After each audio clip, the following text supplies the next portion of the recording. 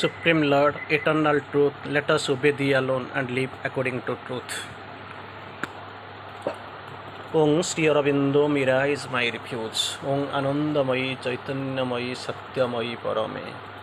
Namaste, good evening, welcome all of you, Vande Matram. Today we are going to have a short discussion on Supermind Part 2. Very interesting. I will, of course, discuss it in the writings of Sri Aurobindo. Very interesting passage, very interesting description given by Supermind by Sri Aurobindo. In his light, we will try to discuss on Supermind. Sri Aurobindo quotes, Supermind in its very essence is truth consciousness.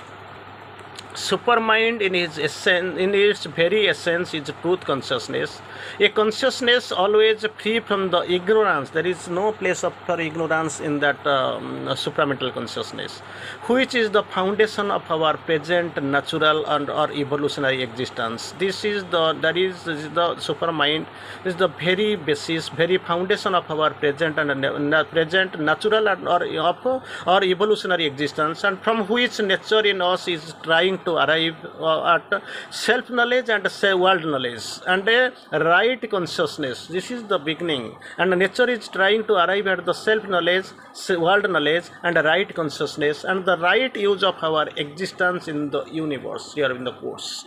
So these are the things nature trying to get: the truth, self-knowledge, world knowledge, right consciousness and the right use of the existence in universe. Then Sri Aurobindo quotes it again, the supermind, because it is the truth consciousness. Supermind, as essentially it is the truth consciousness, has this knowledge inherent in it and this power of true existence. Its courage is straight and even go direct to its aim. So this is the very fundamental thing we have to remember, very interesting thing we have to remember. Its course is straight and can go direct into the aim. There is no oscillation, no revolution, no circulation, nothing is there. It is a straight one.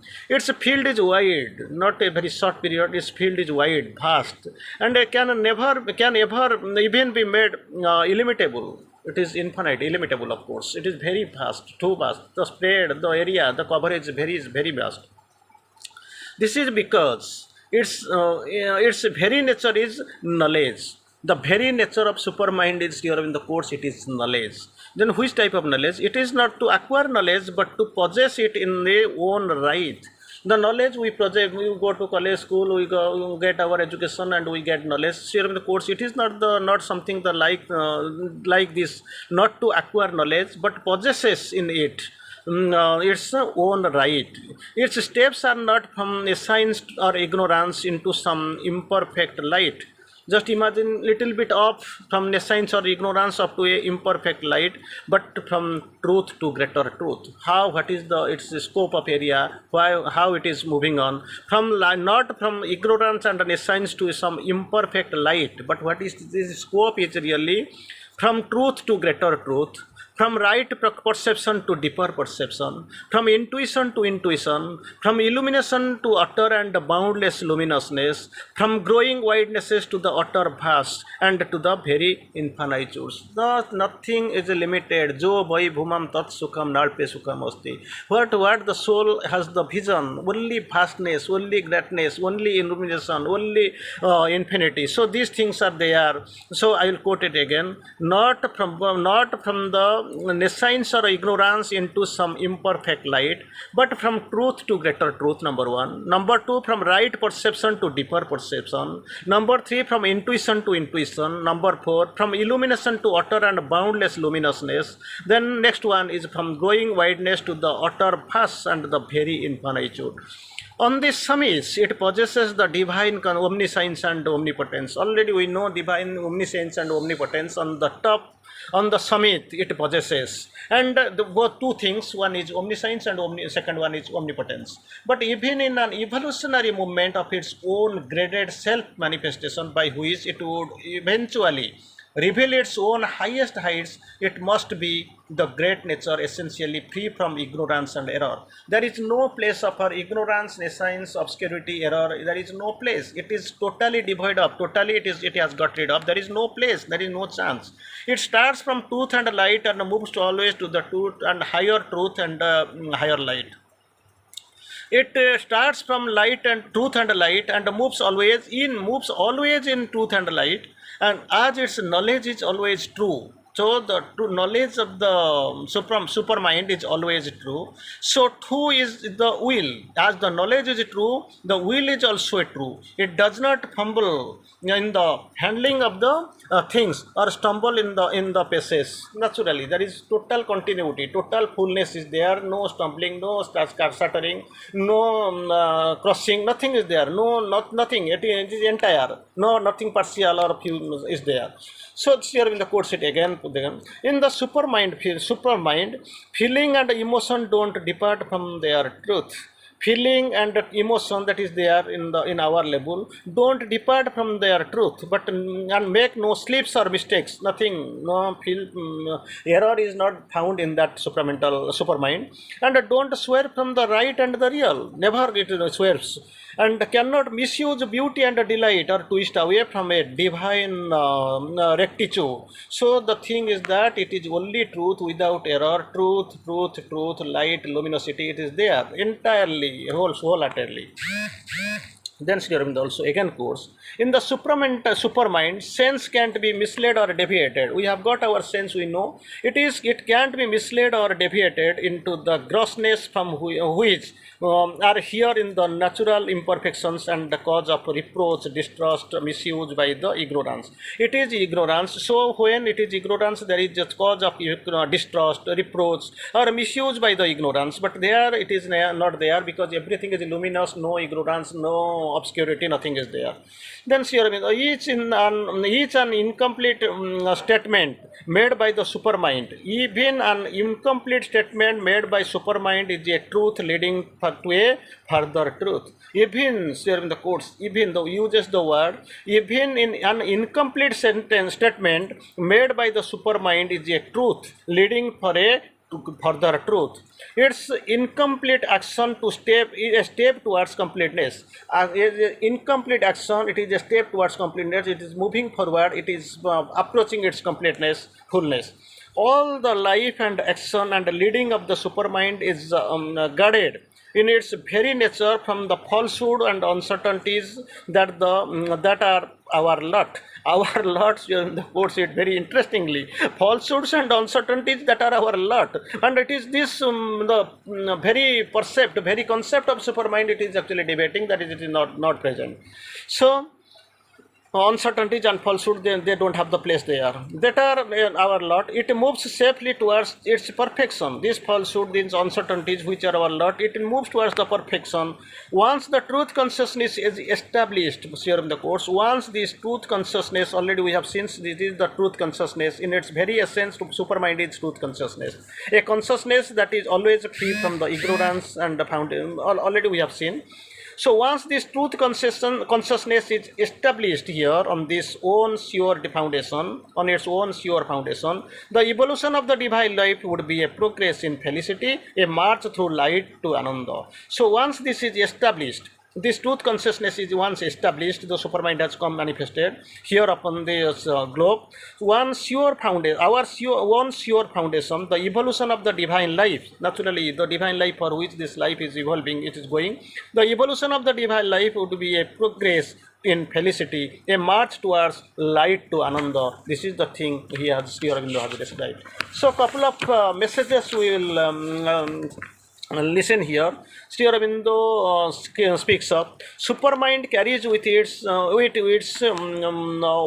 fullness. There is nothing empty, nothing vacant, nothing hollow, no gap or something. In its fullness is there. Carries with it, supermind carries with it its own fullness. When I find that there is that is not necessary to have a full and rich development of the mental and vital being for the descent of the supermind mind. Then exactly this for the descent of the supramental mind, reach development, full and reach development of the mental and vital mind is necessary, not necessary. What I find that it is not necessary to have a full and rich development of the mental and vital being or the descent of super mind. This is a very small thing. It is enough if there is sufficient basis to start the higher working. The working will be higher working. If you have to wait for the full development of the mental and the vital being, then it would be require centuries. If you require no this mental, vital, physical, everything will be grown towards its maturity, the top, the apex. Then it will in the course. It may take the centuries. I don't think it is necessary. Then what we have to do? Rather, too much development in an obstacle sometimes I find that what the mind attains with great effort and easily attained by the supermind with simplicity and directness. There is a difference between ordinary mind and supermind. What the mind attains with great effort, maybe with a great gap, with a great effort. Now, then this is easily attained by supermind with simplicity and directness. Whatever is necessary to brought down with the supermind is in its descent, because supermind carries with it the fullness. The only thing that this mind, vital, physical, they should attend their zenith, they should be perfected. It will take centuries. So what is the basic requirement is that supermind should descend. There should be the better manifestation of the supermind, because supermind carries with it the fullness in its own fullness. In my own case, here in the course, in my own case, here in the tries to explain. In my own case, I found the mental effort a great obstacle.